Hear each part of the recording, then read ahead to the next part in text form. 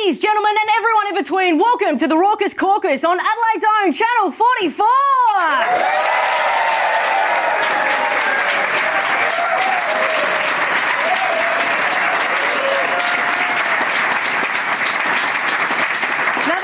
The last show for us here at the Raucous Caucus as the little election that couldn't comes to an end. And what an election season it's been. Labor said the Libs want to privatise Medicare. Liberals said, nah, we don't. We're just going to do stuff kind of like what you are. And the Liberals cracked it at Labor, saying that they'll be soft on stopping the boats. And Labor kicked back, saying, no, we're just going to do stuff kind of like what you are. And yet they're both heaps confused as to the rise of the independents. And it's crazy times, not just in Australia, but in the whole world. Not only did we watch Britain decide to leave the EU and America just inch closer to voting in a Cheezel in a wig.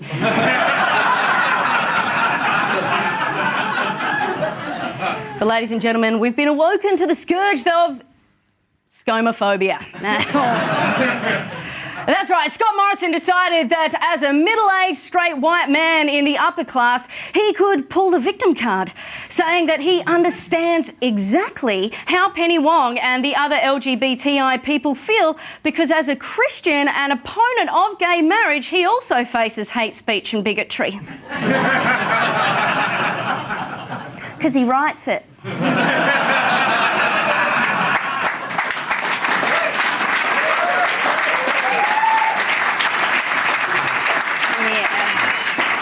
Seriously, he chose to be a Christian. I'm pretty sure Penny didn't wake up and say, you know what? I think I'm going to become some kind of Captain Planet of minorities. I'm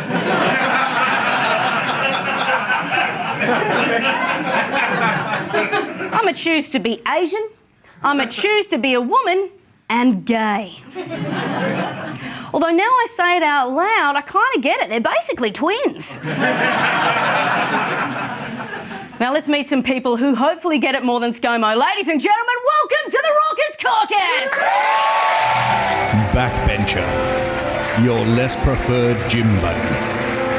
Swinging voter, when your first preference is a bowl full of keys. Labour Party. Is it like a baby shower? Let us decode this week's election with your host, Laurie Bell, and backstabbing backbenchers Mike Klimczak and Pat McCaffrie. Recorded live at the Rhino Room in Adelaide, this is the Raucous Caucus. Welcome to the final episode of the Raucous Caucus, the political game show that will have no effect on your voting preference. And we're coming to you live from the Rhino Room in the heart of Adelaide. My name is Laurie Bell. Each week during the election campaign, two teams fighting for the left and right have been battling it out to see who's got the nation on their side. And joining me as always are our wonderful team captains. And promising never to touch Medicare, not even if it winked at him from across a bar and told him it was into dad bod, Mike Klimczak!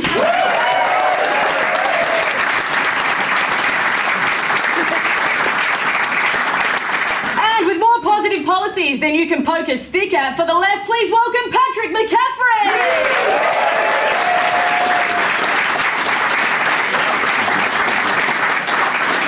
First guest for the left is a man who has been interested in politics since he was a child. Independent Senator Nick Xenophon.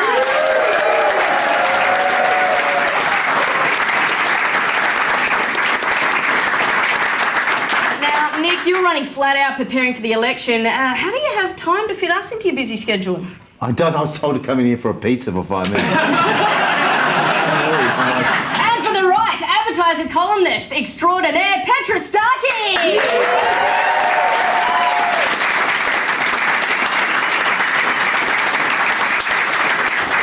Now, Petra, you've just returned from an overseas holiday. Are you feeling sad that you missed all the fun of this long, drawn-out and incredibly boring election season? Yeah, really, really sad. I should probably point out, though, because I've been away for about 6 weeks, I know pretty much nothing about what's happened in the election for over a month, so tonight should be really good. I'd also like to point out that I didn't get any pizza either. We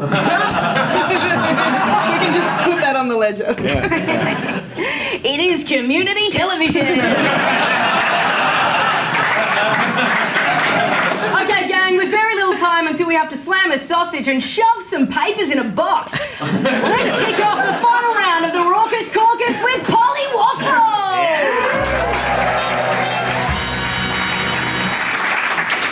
Our long-time viewers would probably have seen us give Barnaby a choice and silenced Lambie and turned Palmer into a chameleon.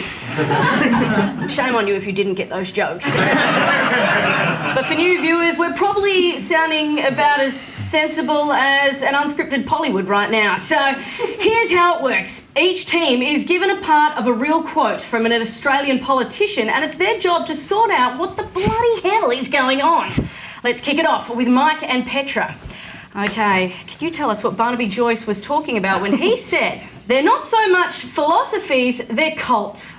Is he talking about A, Eastern religions, B, political parties named after people, or C, health ratings on cereal boxes? Well, it's hard to kind of work out what Barnaby Joyce is talking about ever, so it's good to have multiple choice. I'm leaning towards A, but I don't know. Cereal boxes is pretty compelling. Yeah, look, I'm thinking B. Oh, yeah? All right, with the current, trying to take down all the independents and belittle them and reduce their value. Because they're such a threat. I'm really nervous. Well, I'm happy to follow your lead, because you've do done that, so right? well. Apparently. B. B! You guys, you actually got one!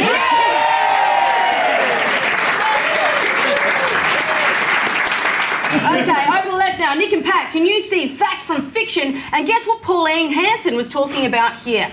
Asians.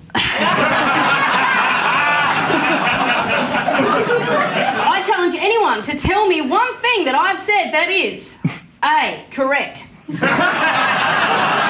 B, nonsense, or C, racist.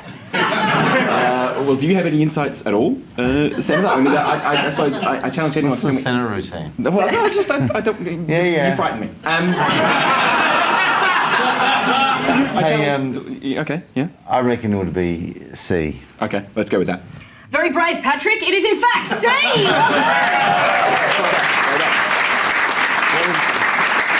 Okay, back to Mike and Petra. And we've got a quote from our buddy Nick.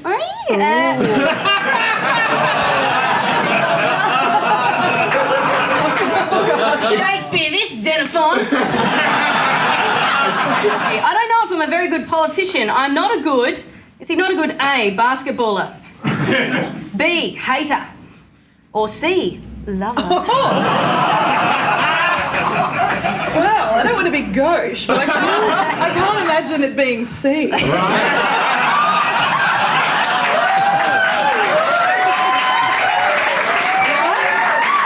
pokies.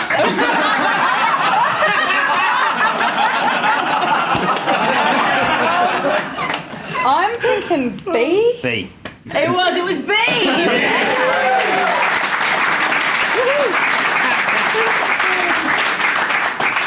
We'll see how you feel after this. And Pat and Nick, it's your final question now. Who was Anthony Albanese preparing to shirt front when he said, I like fighting blank? That's what I do. Is he talking about A, Tories?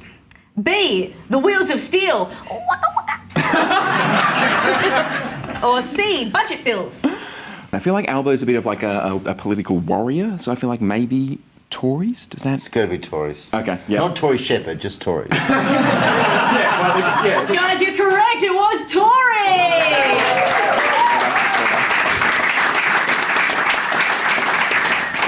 Okay, guys. Now, at the end of that round, things stand with the left on 2 points. The right's even on 2 points. Now to throw a spanner in the works, we couldn't have a show without a few bumps along the way. So, introducing our independent for tonight, self-professed coffee snob, Kel Baknaves.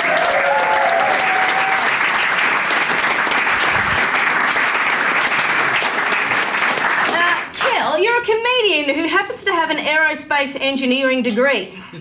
Tell me, which skill comes in handier in day-to-day life? Handier. I've chosen terribly. I'm in all sorts of trouble. But if I get a job building rockets, I can make witty conversations in the lunchroom, so that's good. Yet to be seen. I live this life, I know it. Don't worry. Okay, Kel, crack open that mystery envelope and tell us, which crazy party are you repping today? Okay, so I am, here we go, I'm representing the Australian Sarcasm Party. Can I just say, Laurie, I'm so happy to be here. So many good policies.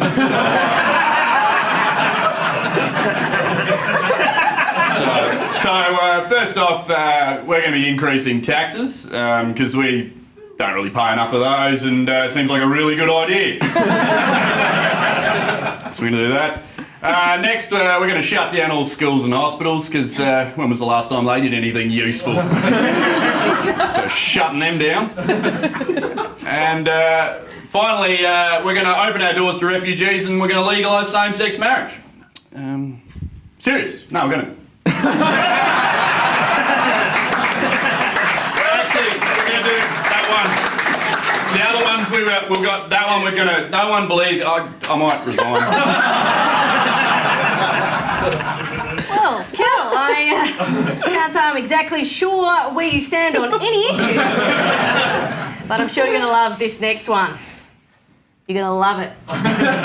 Because an inspirational political speech is a surefire way to cement yourself in history. But in a world where Stop the Boats actually worked, in fact, in a world that had Tony Abbott in leadership at all, have we lost the gift of the gab? Well, let's take a trip with a twist down memory lane and play Impeccable Character!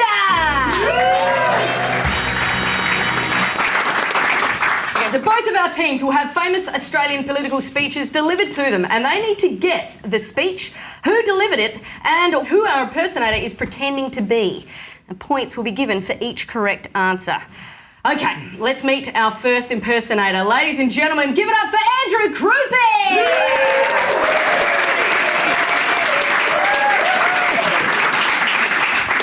Okay, Andrew, you ready? Yes. All right, you're going to impress the left. Pat and Nick, listening ears on. Okay. And as I say, the starting point might be to recognise that the problem starts with us non-Aboriginals. It begins, I think, with the act of recognition. Recognition that it was we who did the dispossessing. We took the traditional lands and we smashed the traditional ways of life. Yeah. I just... Could you please stop him? Yeah. That is kind of... Paul King's going to sue you for that. 1 point. So that's defamatory. Yeah, Paul Keating, well done. Yeah, it's the Redfern speech. Speech, Yeah. yes, it Who is. do you think he was? Was that? I was going to say, was it Bowie? Were you doing Bowie then, or...? Yes, he was. I was impersonating David Bowie.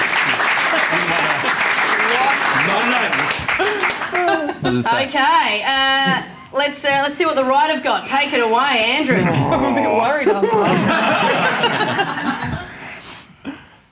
Ladies and gentlemen, well may we say, God save the Queen, because nothing is going to save the Governor General.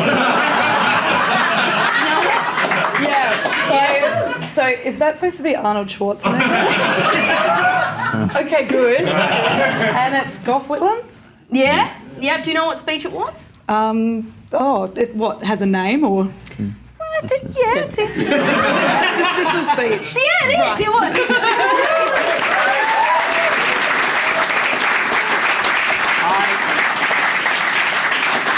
I knew all of those except the Arnold bit. What I like, and again, being not helpful at all. Okay, ladies and gentlemen, we're going to swap our impersonators over now. Can you please give it up for Eugene Suleau?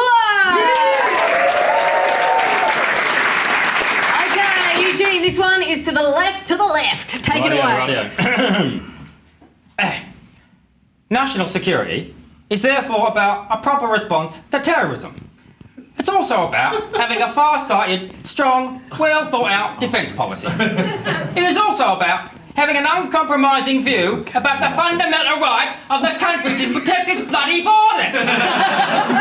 It's about this nation saying to the world, we are a generous, open-hearted people, taking more refugees on a per capita basis than any nation except Canada. Is it John Howard in Tampa, I think? We have a proud record of welcoming people from 140 different nations. But we will decide who come to this country and the circumstances in which they come. Okay. Yeah. It's John Howard and is it Michael Caine? Oh, yes!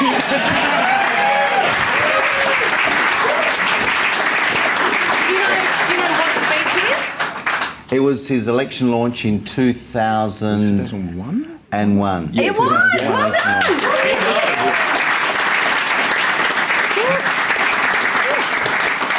Over to you, Petra. Okay, now let's blindside the right. Take it away, Eugene. Is it also Michael Caine? Thank you very much, Deputy Speaker. And I rise to oppose the motion moved by the Leader of the Opposition. And in doing so, I say to the Leader of the Opposition, I will not be lectured about sexism and misogyny by this man. Okay. You're going to have to keep going, though, because I've got no idea. Have you got the character? I think I know the impression, yeah. Okay, yeah. so it's Julia Gillard, Yeah. the misogyny speech. Yeah. Sure. And it's... And it's Sean Connery. It is!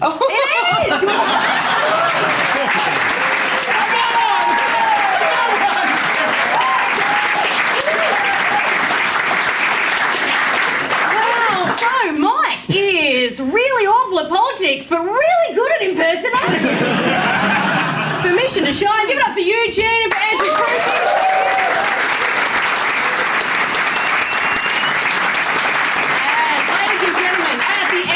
Round. The scores are dead set even, 8 points apiece. We'll be back before you can say, what the Brexit?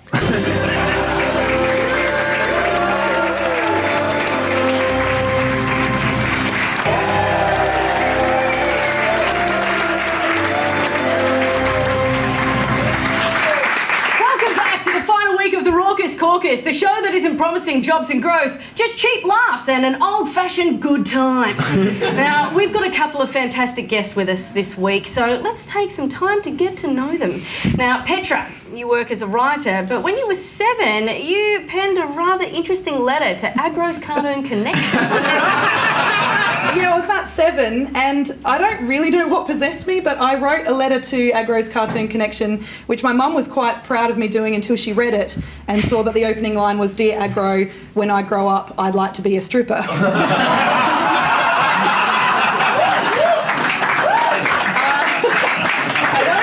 don't really know why I wrote that, but I'm sure it would have gone down well on the show. Agro was a bit dirty. Anne-Marie would have hated it.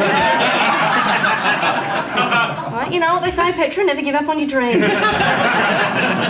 Speaking of dreaming big, let's barrel on into our next game. It's time for Show Us Your Tweets.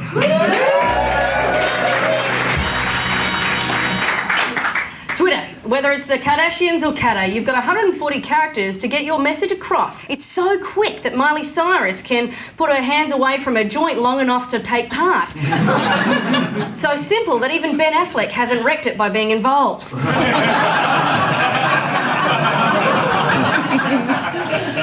What about our politicians? Here's how the game works. We show our team some real politicians' tweets and they have to guess which noob did the tweeting. Mike, you and Petra get first crack. Which emoji-loving MP tweeted this? When you can't door knock in the pouring rain, umbrella emoji, try telephone canvassing in a warm Australian flag emoji, made vest, hashtag Ozvotes. Ballot box emoji. Was it A, Representative for Sturt Christopher Pine, B, my friend and yours, Nick Xenophon, or C, Liberal candidate and Redlegs fan David Kolovic? What are you thinking, Mike? Don't try and play poker face with Nick.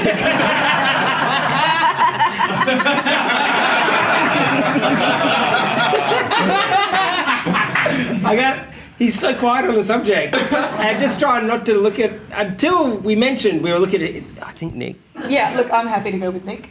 Let's go with Nick. Oh, it's wrong! Hey, what's an emoji?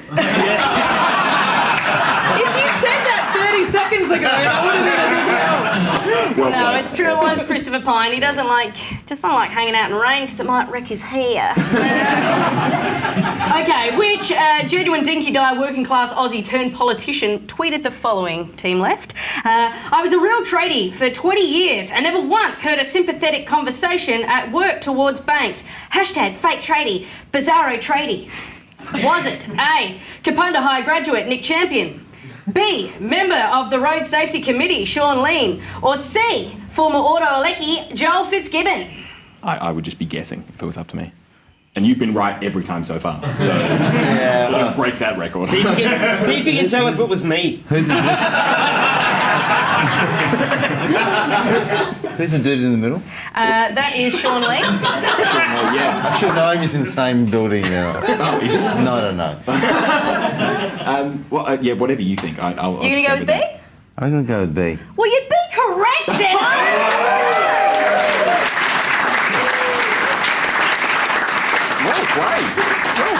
Who tweeted, I've been lucky enough to meet 2 wombats this campaign. This here is Wilma. Was it A, former GP Richard Di Natale, B, from the seat of Jellybrand Tim Watts, or C, Lobethal Light Julie Bishop? Oh, there she is. I'm hoping that Wilma tweeted it, actually. Don't ask us. I have no opinion on the matter. That's very helpful, and we're going to go with Julie. You're going to go with Julie? It would be wrong. It's Richard Di Natale. There's Wilma. Oh, Oh, God. on the left. Yeah. Correct, but not the point. Who tweeted this one? Over to the left now. In New England, trees would rather uproot themselves than be seen supporting Greens candidates. Was it A, young gun liberal Wyatt Roy? B, a man who once worked as a bouncer, Barnaby Joyce? Or C, a man who will bite into any plant, Tony Abbott? Barnaby's looking really red in that. Yeah, well, that's Looks like his he's default been look. bouncing things with his face. I feel like it's got to be Barnaby, doesn't it? It's gotta be Barnaby. Yeah, it's his electorate. Yeah, let's Barnaby's go our Barnaby. choice. Correct! It was Barnaby Joyce! Let's be honest, most of us see politics as one giant charade, and being the final week of the Raucous Caucus, we're really scraping the bottom of the barrel. For games, that is.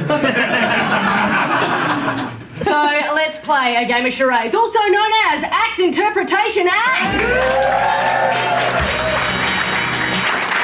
Pat and Mike will be given a list of political figures, terms, slogans and parties. Nick and Petra will each have 1 minute to guess as many items on those lists with the clues that their captains provide. But here's the catch. Team captains can verbally and visually describe the item, but they can't say it.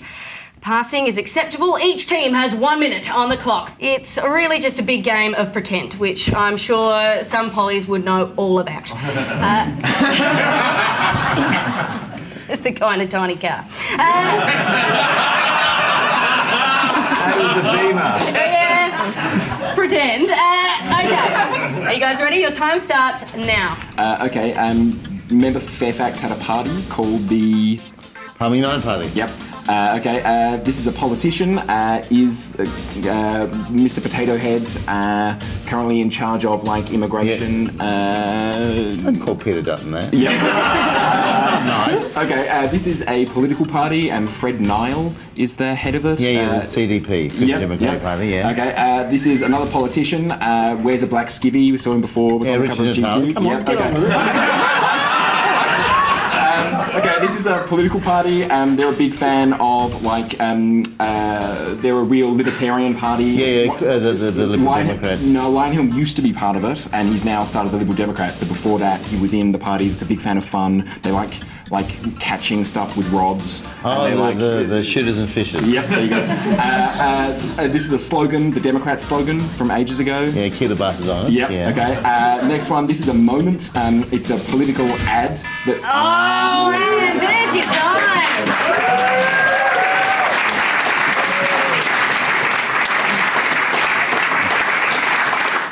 Well, that was impressive. Nick seemed to look right into Pat's inner being. It's like they were one mind. It's two bodies. It's a party I'd vote for.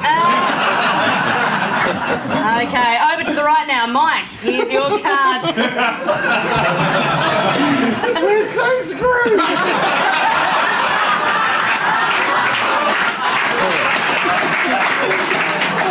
Okay, Mike and Petra. Should I just do my concession speech? Mike and Petra, your time starts now. Oh, God. No.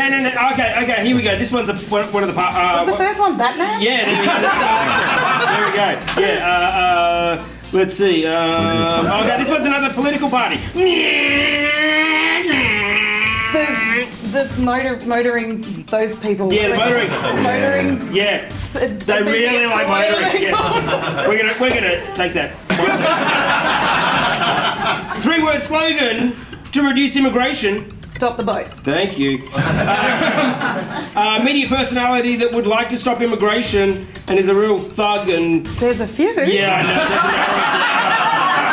I know. Media outlet that you don't write for. Beep, beep, beep, beep, beep, beep, beep, beep, beep, beep. Andrew Bowl? No, beep, beep, beep. They're like a newspaper. Yeah. They're a newspaper from the 20s? Yeah. They have one every morning and it comes at beep, beep, beep. Here's another party. It's a...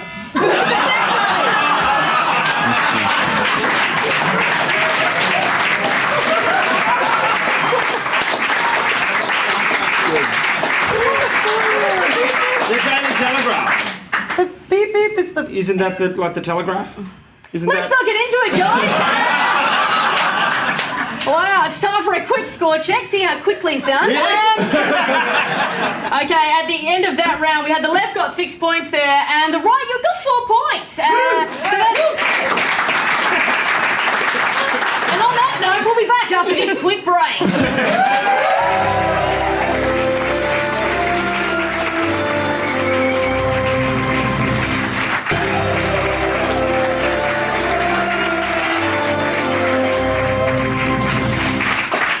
Once again with the Raucous Caucus, a game that's not just all beer and Skittles, but if it's beer and Skittles Australia wants, that's what we'll fight for. Speaking of policies tonight, we've got a writer and Polly on our panel. Petra, you're not running this election, but if you were, what would be your number one platform? Legalise marijuana, legalise gay marriage, and more money for community TV.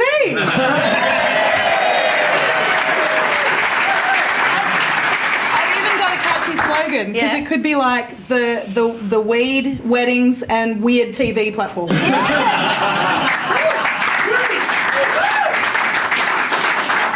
Now I can get stoned and marry my girlfriend on Channel 44.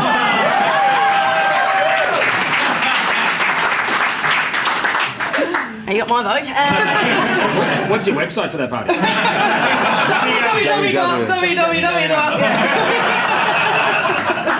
And now our other guest tonight is Nick Xenophon, and you're running in this election. Nick, is it awkward to vote for your own team? Nah, feels good. Feels good. And with that in mind, let's vote one for our next game. It's Caucus Catchphrase!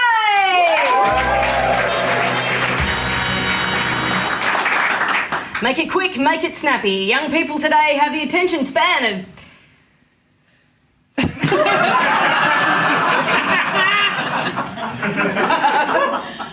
If you want to make people listen, you've got to get your message across in only a few short words, and that's what this game is all about.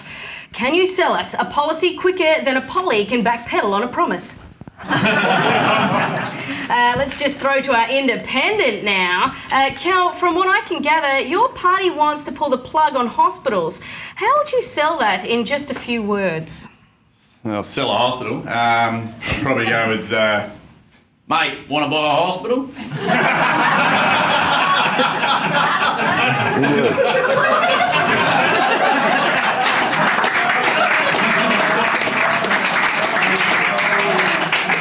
Ask a stupid question. And ask it to a peanut. All right, see if the professional poets can do any better. Pat and Nick, it's over to you, and it's time to put the family first with some policies that need a little polishing. They are a ban on X-rated pornography, keep marriage between man and a woman, and deny climate change. What have you guys got for that? Okay, well, maybe for the first one, I was going to say a ban on X-rated pornography. Why should Malcolm Turnbull be the only politician who wants to ruin the Australian internet? Or X doesn't mark the spot.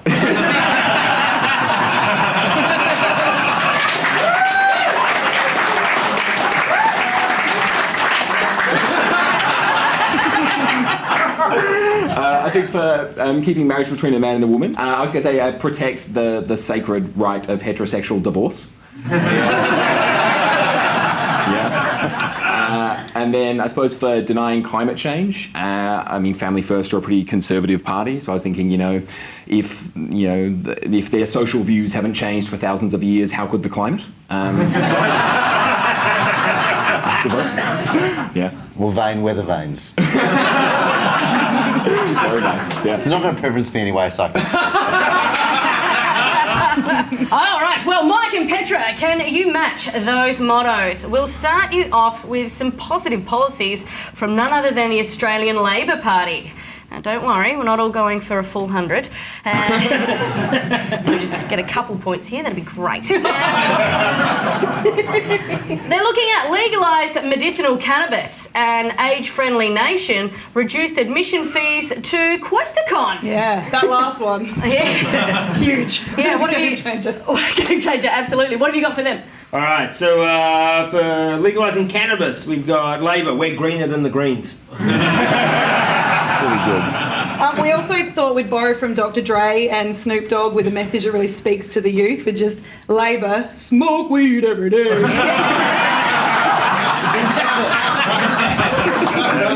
All right, Labor, hungry for change. or just simple. Let's be blunt. For an age-friendly nation, we've got Stop Zimmer Time. Or the ALP, you can depends on us.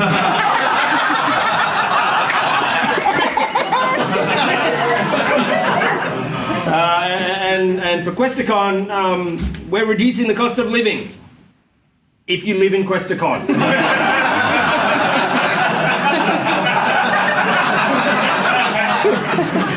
Pat and Nick, the bar has been set pretty high there, but you've got one last chance to scrounge up some points you don't really heaps need.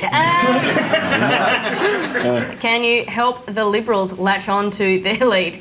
A target on feral cats, a ban on excess surcharges for credit cards, or more clinical trials in Australia? Well, starting with the top one, a target on feral cats. How about how now, brown meow?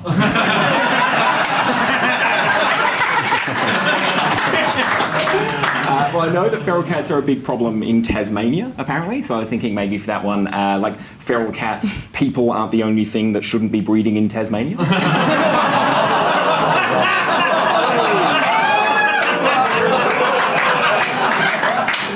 Jackie Lamey's going to come and get you.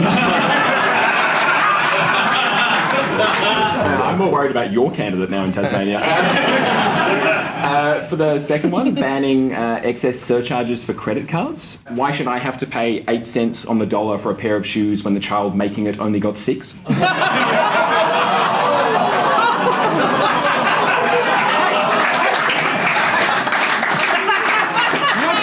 You're telling me that would not play well to the Liberal Party's base?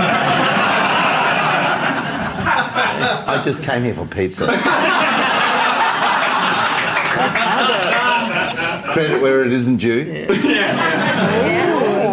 And the last one, more funding for clinical trials. I had a couple of ideas for this. The first one was just help us find the cure for Bernardi.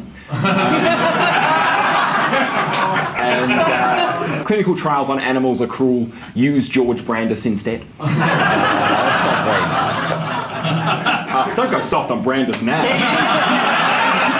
You left this party as a young politician. You don't owe them anything. It was a youthful indiscretion. Some people do drugs that are young liberals. You didn't inhale. Finally, Mike and Petra, we here at the Raucous Caucus truly appreciate the time given up by our guests to be here. So let's help our old mate Nick to sharpen his spiel on a few policies.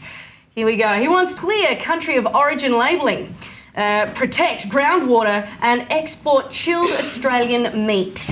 What have you guys got? All right, look, we haven't got a lot. The few that we have, we think are gold, and they go straight in the campaign. For protecting groundwater, we've got every drip counts. That's for you. I don't think it is. All right, for country of origin labelling, this one was Petra's. Nick Xenophon, put it in your mouth, you know where it's been. Tell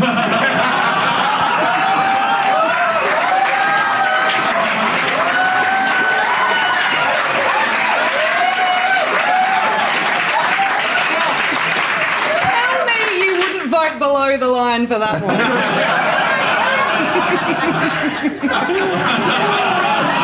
I'd vote below the belt for that. I'm just here for the pizza. All right, and the last one, for exporting chilled Australian meat, we've got stop the goats. He's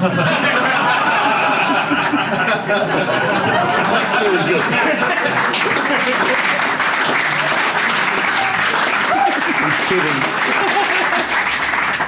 So you're going to be offering up any of these guys a job, or...? I think he should be in the Senate. Really? He's only good at impersonations. That'll be perfect then. And at the end of that round, the left scored 5.5 points and the right also scored 5.5 points. The end is in sight for us, at least. I'm certain coverage will carry on long after the election night drinking games have us all passed out under the table. But let's drive this election bus home with the lightning round. Teams, let's get your buzzers ready. For the right, there you go. And for the left, there you go. Only one more week of annoying everyone watching this with these. Just dogs going mental. And Kel, you can join in, but because you're an independent, you don't really matter.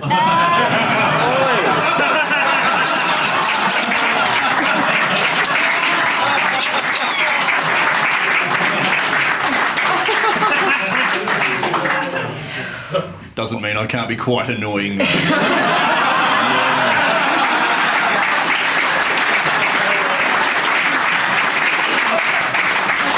Okay, so this is a lightning round, so fast questions, fast answers. Let's go. Western Australia MP Andrew Hastie employed a graffiti artist to paint over his campaign billboard. What haircut did the artist give the MP?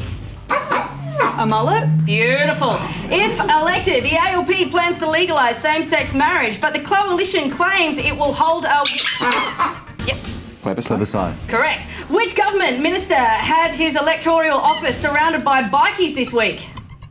Oh, I think it's ironic because it's Peter Dutton and he used to be a cop. Yes, correct. Who said this week that Australia needs a firm hand on the till? I'll give it to the left. It's going to be Scott Morrison. Ah, Christopher Pine.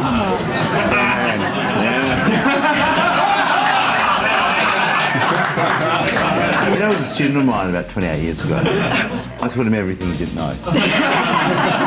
In an interview on the Kyle and Jackie O show, what did Bill Shorten embarrassingly admit to? Yep, over to the left. He'd gone to a strip club once or twice, I think. But also he walked out when he found out what it was.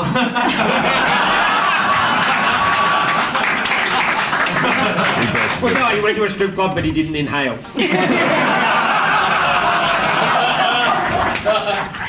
Which politician politician recently stated that they didn't want the election campaign to end? None of them? Christopher Pine. He actually said it's the best time of his life. It's all the firm hands. Name Malcolm Turnbull's wife. Yep. Lucy. Yay! Name Bill Shorten's wife. Chloe. Well done. Name Penny Wong's wife. Is that Sophie Alish? No, it's a trick question. It's not Mary.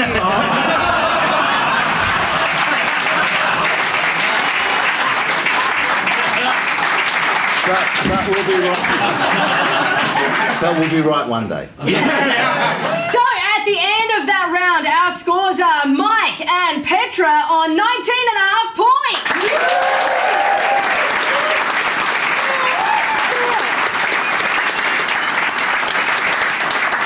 And ladies and gentlemen, give it up for our winners tonight, Pat and Nick on 26.5 points.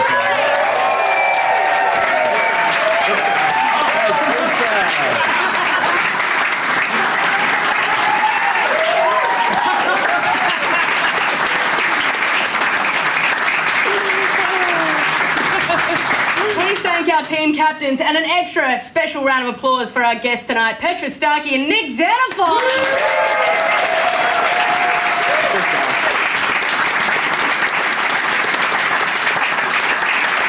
And of course, the bloke who left us utterly confused, our independent, Kel Baknaves.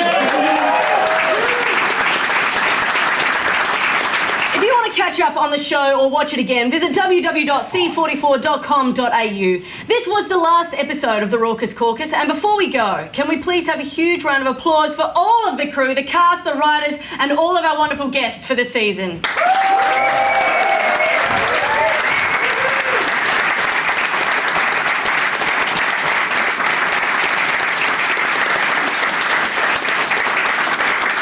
Every single person has enthusiastically volunteered I'm a volunteer?